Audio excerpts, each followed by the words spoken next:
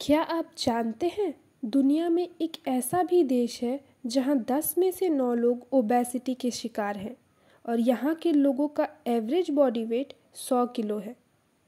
Hello friends, welcome to our channel mind glows. आज हम जानेंगे the country with most obese in world, Nauru के बारे में। नाउरू दुनिया का सबसे छोटा रिपब्लिक नेशन है जो ऑस्ट्रेलिया के नॉर्थ ईस्टर्न साइड माइक्रोनेशिया में है। नाउरू का नाम ऑफिशियली रिपब्लिक ऑफ नाउरू है और पहले प्लेजेंट आइलैंड भी कहा जाता था।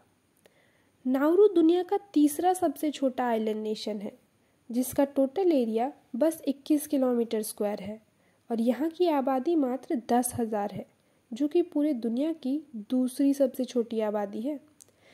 आज के समय में नाउरू में ओबेसिटी एक बहुत बड़ा मुद्दा है। तो वेट को लेकर इतना बड़ा मुद्दा बन क्यों रहा है?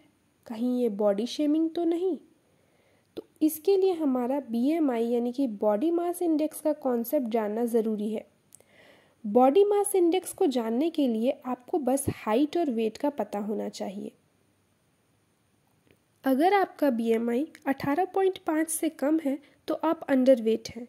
अगर आपका BMI 18.5 से 24.9 के बीच है तो आप नॉर्मल वेट की कैटेगरी में आते हैं और अगर आपका BMI 25 से 29.9 के बीच में है तो आप ओवरवेट हैं और अगर आपका BMI 30 से 34.9 के बीच है तो आप ओबीज़ हैं, या फिर अगर आपका BMI 35 से भी ज़्यादा है तो आप एक्सट्रीम ओबीज़ के केस में आते हैं, जिसमें से आपको अंडरवेट, ओवरवेट, ओबीज़ और एक्सट्रीम ओबीज़ कैटेगरी में होने पर चिंतित होना चाहिए, क्योंकि इसका अर्थ है कि आप अनहेल्दी हो सकते हैं।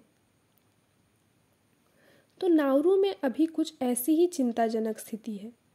WHO के अनुसार 94.5% नाउरूअंस ओवरवेट और ओबीज़ हैं, क्योंकि यहाँ पर एवरेज BMI 34 से 35 है।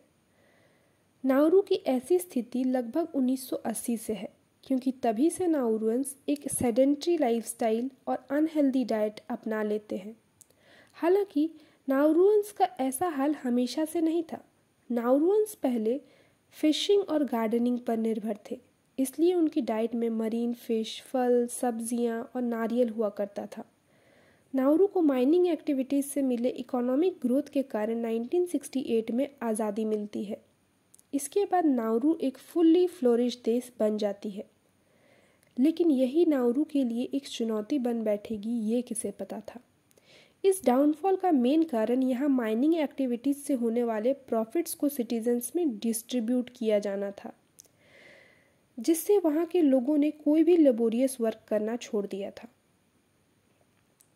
नाउरू की सरकार और WHO कहती है कि नाउरू में धीरे धीरे मिनरल डिप्लेशन होने लगा और उसके कारण है वेस्टर्न फूड के इंपोर्ट्स और मैन पावर वर्क का घटना। स्थिति इतनी ज़्यादा बिगड़ चुकी है कि नाउरू के लोगों के पास पैसे थे तो उन्होंने 21 किलोमीटर स्क्वायर के एरिया में इस आइलैंड में एक छोर से दूसरे छोर जाने के लिए भी लग्जरियस कार्स का उपयोग किया। लोग वहाँ बहुत कम चलते हैं। नाउरू में इतनी ज़्यादा माइनिंग होने का कारण यहाँ मौजूद फॉस्फेट है। नाउरू की ज़मीन के 90% हिस्से में फॉस्फेट होने के कारण यहाँ की ज़मीन एग्रीकल्चर के लिए भी अनफिट हो चुकी है और माइनिंग होने के कारण लोग भी यहाँ नाउरू के समुद्री तट पर रहते हैं। इन्हीं कारणों की वजह से नाउरू के इतने खूबसूरत होने के बाद भी यह एक लीस्ट विजिटेड टूरिस्ट प्लेस बन चुकी है। एग्रीकल्चर ना होने के कारण लोगों को खाने के लिए भी बाहरी देशों पर निर्भर होना पड़ता है। नाउरूअंस अब अधिकतर खाना ऑस्ट्रेलिया और न्यूजीलैंड से इंपोर्ट होने वाले प्रोसेस्ड खाने, जिसमें अधिक मात्रा में शुगर और फैट्स पर निर्भर हैं, जिसका परिणाम यह हुआ कि पूरी दुनिया में अभी नाउरू में highest rate of adult diabetes देखा जाता है। इन इम्पोर्टेड फूड्स के कारण वहाँ ओबेसिटी, डायबिटीज़ जैसी कई बीमारियाँ लोगों के लिए कॉमन बन चुकी है। अब क्योंकि इन बीमारियों के कारण ज़्यादा से ज़्यादा पैसा हेल्थ केयर में जाने लगा तो और बहुत ही थोड़ा पैसा प्रिवेंशन के लिए मिला, जिससे यह बीमारियां एक साइकिल के रूप में लौटती ही रहीं और स्थिति बदतर होती चली गई। अब नाउरुन गवर्नमेंट यहाँ की स्थिति को सुधारने के लिए कई तरह के काम कर रही है। नाउरू की हेल्थ अथॉरिटीज़ ओबेसिटी को कंट्रोल करने के लिए कई कैंपेन्स करा रही है, जैसे कि लोगों को चलने के लिए प्रोत्साहित किया जा रहा है, एक्सरसाइज सेशन और स्पोर्ट्स इवेंट्स ऑर्गेनाइज किए जा रहे हैं। अब आशा यही है कि नाउरू में फिर सवेरा सुनहरा हो और लोग स्वस्थ हो उठे। आज के लिए इतना ही। बाकी थैंक्स फॉर वॉचिंग।